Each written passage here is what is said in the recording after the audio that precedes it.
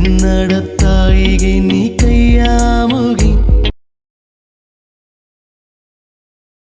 ನಮಸ್ಕಾರ, ಎಲ್ರಿಗೂ ಸ್ವಾಗತ. ಇನ್ನೊಂದು ಹೊಸ ದೆವ್ವದ ಕಥೆಯೊಂದಿಗೆ. ಎಲ್ಲರೂ ಚೆನ್ನಾಗಿದ್ದೀರಾ ಅಂತ ಅಂದ್ಕೊಂಡಿದ್ದೀನಿ. ಈ ಒಂದು ಘಟನೆ ಆಗಿರೋದು ಬಂದ್ಬಿಟ್ಟು ಬೆಂಗಳೂರಲ್ಲಿ.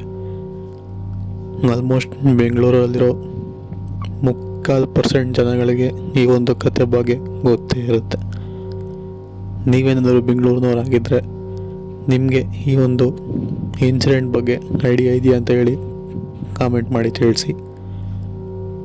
ಈಗ ಈ ಒಂದು ಕಥೆನ ನೀವು ಆ ಒಂದು ಸಿಚುವೇಷನಲ್ಲಿ ನೀವೇ ಇದ್ದೀರಾ ಅಂತ ಹೇಳಿ ಊಹೆ ಮಾಡ್ಕೊತ ಕೇಳ್ತಾ ಹೋಗಿ. ಅಂದರೆ ಅಂದ್ಕೊಳ್ಳಿ ನೀವೇ ಆ ಒಂದು ಸಿಚುವೇಷನಲ್ಲಿ ಇದ್ದೀರಾ ಅಂತ. ಸೊ ಅದೇ ರೀತಿಯೇ ಬೆಂಗಳೂರಲ್ಲಿ ಆಗಿರುವಂತಹ ಒಂದು ಘಟನೆ. ಪರ್ಟಿಕ್ಯುಲರ್ಲಿ ಯಾವ ಒಂದು ಸಂಸ್ಥೆ ಅಂತ ಹೇಳೋದಕ್ಕೆ ಹೋಗೋದಿಲ್ಲ, ಯಾಕೆ ಅಂತಂದರೆ ಅದು ನಮ್ಮ ಕಡೆಯಿಂದ ತಪ್ಪಾಗುತ್ತೆ. ಬಟ್ ಆದರೂ ಈ ಒಂದು ಘಟನೆ ಬಗ್ಗೆ ತುಂಬ ಜನಕ್ಕೆ ಗೊತ್ತೇ ಇರುತ್ತೆ. ಗೊತ್ತಿಲ್ಲ ಅಂತಂದರೆ ತಿಳ್ಕೊಳ್ಳಿ. ಸಂಸ್ಥೆ ಬಗ್ಗೆ ಹೆಸರನ್ನು ಹೇಳೋದಕ್ಕೆ ಹೋಗೋದಿಲ್ಲ, ಬಟ್ ಆದಂತಹ ಇನ್ಸಿಡೆಂಟ್ನ ತಿಳ್ಕೊಳ್ಳಿ. ಸೊ ಹೀಗೆ ಒಬ್ಬ ವ್ಯಕ್ತಿ, ಅಂದರೆ ಅವನು ಮೂಲತಃ ಬಳ್ಳಾರಿಯವರು. ಸೊ ಬಳ್ಳಾರಿಯಿಂದ ಹಿಡಿದು ಬೆಂಗಳೂರಿಗೆ ಹೈಯರ್ ಸ್ಟಡೀಸ್ ಅಂದರೆ MBA ಮಾಡಬೇಕು ಅಂತ ಹೇಳಿ ಬೆಂಗಳೂರಿಗೆ ಬಂದಿರ್ತಾರೆ. ಒಬ್ಬನೇ, ಅಂದರೆ ಬಳ್ಳಾರಿಯಿಂದ ಬೆಂಗಳೂರಿಗೆ ಒಬ್ಬನೇ ಬಂದಿರೋ ಅಂಥದ್ದು. ಸೊ ಒಂದು ಒಳ್ಳೆ ಕಾಲೇಜಲ್ಲಿ ಅಡ್ಮಿಷನ್ ಕೂಡ ಮಾಡ್ಕೊತಾರೆ, ಸೀಟ್ ಕೂಡ ಸಿಗುತ್ತೆ. ನಂತರ ಉಳ್ಕೊಳ್ಳೋದಕ್ಕೆ ಕಾಲೇಜ್ನ ಹಾಸ್ಟೆಲ್ ಇರುತ್ತೆ. ಬಟ್ ಆ ಒಂದು ಹುಡುಗ ಕಾಲೇಜ್ ಹಾಸ್ಟೆಲನ್ನ ಬೇಡ ಅಂತ ಹೇಳಿ ಅಲ್ಲೇ ಪಕ್ಕದಲ್ಲಿ, ಅಂದರೆ ಒಂದು ಸ್ವಲ್ಪ ದೂರದಲ್ಲಿ ಇದ್ದಂತಹ ಮತ್ತೊಂದು ಹಾಸ್ಟೆಲ್ಗೆ ಹೋಗಿ ಸೇರ್ಕೊತಾನೆ. ಸೊ ಸೇರ್ಕೊಂಡಾದಮೇಲೆ ಅವನು ಅನುಭವಿಸಿರೋಂತಹ ಘಟನೆಗಳು, ಹಾಗೆ ಅವನ ಲೈಫಲ್ಲಿ ಏನೇನಾಯಿತು ಅಂತೆಲ್ಲ ತಿಳಿಸಿರೋವಂಥದ್ದು. ಈ ಒಂದು ಕಥೆನ ನಮಗೆ ಕೊಟ್ಟಿರೋ ಹೆಸರು ಬಂದ್ಬಿಟ್ಟು ಶರಣ್ ಅಂತ ಹೇಳಿ.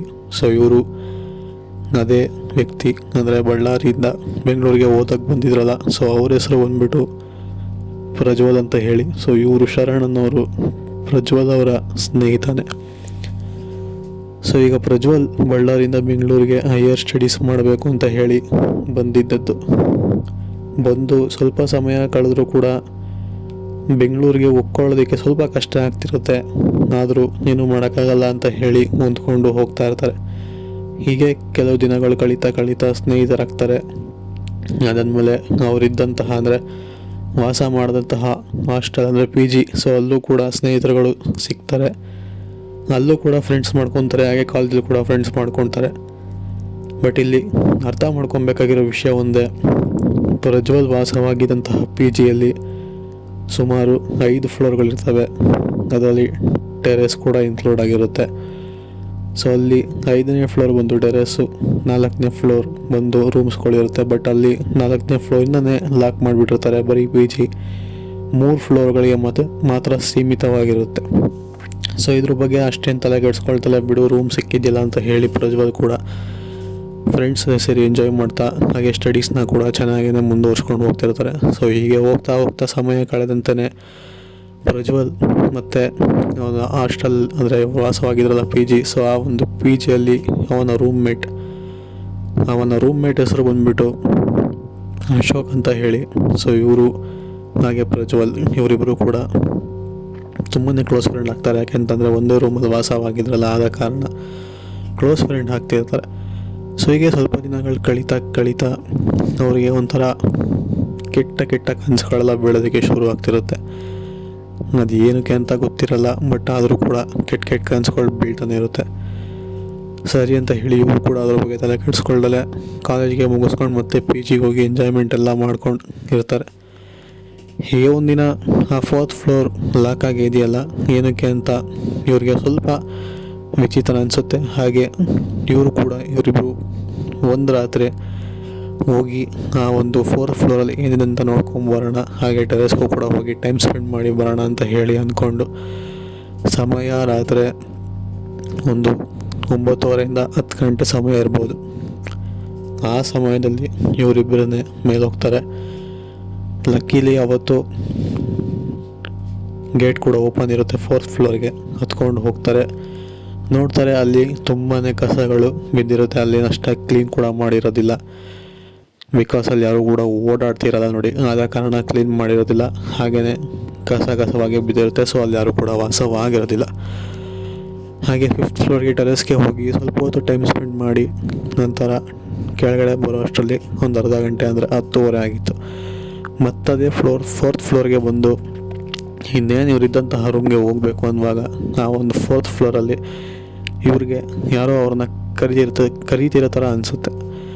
ಸೊ ಈ ಒಂದು ಫ್ಲೋರಲ್ಲಿ ಯಾರೂ ವಾಸವಿಲ್ಲ, ನಮ್ಮನ್ನು ಯಾರು ಕರೀತಾ ಇದ್ದಾರಲ್ಲ ಅಂತ ಹೇಳಿ ಈಗ ಅವ್ರು ಕರೆಯೋದು ಇವರಿಬ್ಬರು ಕೂಡ ನೋಡಿರೋ ಅಂಥದ್ದು, ಪ್ರಜ್ವಲ್ ಹಾಗೆ ಅಶೋಕ್. ಸೊ ಇವರು ಕೂಡ ಕರಿತಿರೋ ಹತ್ರ ಹೋಗ್ತಾರೆ. ಅಲ್ಲಿ ನೋಡಿದ್ರೆ ರೂಮು ಒಳಗಿಂದ ಲಾಕ್ ಆಗಿರುತ್ತೆ, ಆಚೆ ಕಡೆಯಿಂದನೂ ಲಾಕ್ ಆಗಿರೋದಿಲ್ಲ. ಬಟ್ ಆ ಒಂದು ರೂಮ್ನ ಒಳಗಡೆ ಇವ್ರಿಗೆ ಶಬ್ದ ಕೇಳಿಸ್ತಿರುತ್ತೆ. ಸರಿ ಅಂತ ಹೇಳಿ ಇವರು ಕೂಡ ಬಾಗಿಲನ್ನು ತಡ್ತಾರೆ. ಯಾರಾದರೂ ಇದರ ಒಳಗಡೆ, ಏನಾಗಬೇಕಾಗಿದೆ, ಯಾಕೆ ಒಬ್ಬರೇ ಯಾಕೆ ವಾಸವಾಗಿದ್ದಾರೆ ಅಂತೆಲ್ಲ ಪ್ರಶ್ನೆಗಳನ್ನ ಕೇಳ್ತಾರೆ. ಬಟ್ ಅದೇ ಸಮಯಕ್ಕೇ ಆ ಒಂದು ಪಿ ಜಿಯಲ್ಲಿ ನೋಡ್ಕೊಳ್ಳಿರ್ತಾರಲ್ಲ, ಸೊ ಅವರು ಮೇಲ್ಗಡೆ ಬಂದು ಗೇಟ್ ಓಪನ್ ಇದೆಯಲ್ಲ ಅಂತ ಹೇಳಿ ಗೇಟ್ ಲಾಕ್ ಮಾಡ್ತಿರ್ತಾರೆ. ಗೇಟ್ ಸೌಂಡ್ ಆದಾಗ ತಕ್ಷಣ ಇವರಿಬ್ಬರು ಓಡಿ ಬರ್ತಾರೆ. ಇರಿ ನಾವಿದ್ದೀವಿ, ಇಲ್ಲಿ ಯಾರೋ ಒಬ್ರು ಇದ್ದಾರೆ, ಬನ್ನಿ ನೋಡಿ ಅಂತ ಹೇಳಿ ಕರೀತಾರೆ ಅವ್ರನ್ನ. ಸೊ ಆವಾಗ ಆ ಒಂದು ವಾಚ್ಮ್ಯಾನ್ ಹೇಳೋವಂಥದ್ದು, ಇಲ್ಲಿ ಯಾರೂ ವಾಸವಿಲ್ಲ, ಅದು ಒಂದು ಏನಂತೀರ ಹಳೆಯ ಘಟನೆ. ಆ ಒಂದು ರೂಮ್ನಲ್ಲಿ ಒಬ್ಬ ವಿದ್ಯಾರ್ಥಿ ತನ್ನ ಓದಿಗೆ ಅಡೆತಡೆ ಆಗ್ತಿತ್ತು, ಹಾಗೆ ಅಷ್ಟೊಂದು ಸರಿಯಾಗಿ ಅವರ ತಂದೆ ತಾಯಿ ಕೊಟ್ಟಂತಹ ಫ್ರೀಡಮ್ನ ಯೂಸ್ ಮಾಡ್ಕೊಳ್ಳೋಕ್ಕಾಗ್ತದೆ, ಕೆಟ್ಟ ಅಭ್ಯಾಸಗಳನ್ನೆಲ್ಲ ಕಲ್ತ್ಕೊಂಡು ಹೀಗೆ ಫ್ರೆಂಡ್ಸ್ ಜೊತೆ ಸರಿ ಚೆನ್ನಾಗಿ ದುಡ್ಡೆಲ್ಲ ಉಡಾಯಿಸಿ ಆ ಒಂದು ರೂಮ್ನಲ್ಲಿನೇ ನೇಣು ಹಾಕ್ಕೊಂಡು ಸತ್ತೋಗಿದ್ದ.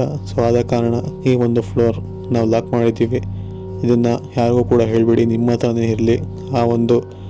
ಈ ಒಂದು ಫ್ಲೋರ್ಗೆ ಪುನಃ ಯಾರೂ ಕೂಡ ಬರೋದಕ್ಕೆ ಹೋಗ್ಬಿಡಿ, ಇದು ಸರಿ ಇಲ್ಲ, ನೀವೇನಿದಿರೋ 3rd ಫ್ಲೋರಲ್ಲೇ ನಿಮ್ಮ ಕೆಲಸಗಳನ್ನೆಲ್ಲ ಮುಗಿಸ್ಕೊಳ್ಳಿ ಅಂತ ಹೇಳಿ ಅವರಿಬ್ಬರಿಗೂ ವಾರ್ನಿಂಗ್ ಕೊಟ್ಟು ನಂತರ ಕೆಳಗಡೆ ಕರ್ಕೊಂಬಂದು ಅವರವರ ರೂಮ್ ಹತ್ರ ಬಿಡ್ತಾರೆ. ಸೊ ಇದು ಆಗಿರುವಂತಹ ಒಂದು ಘಟನೆ.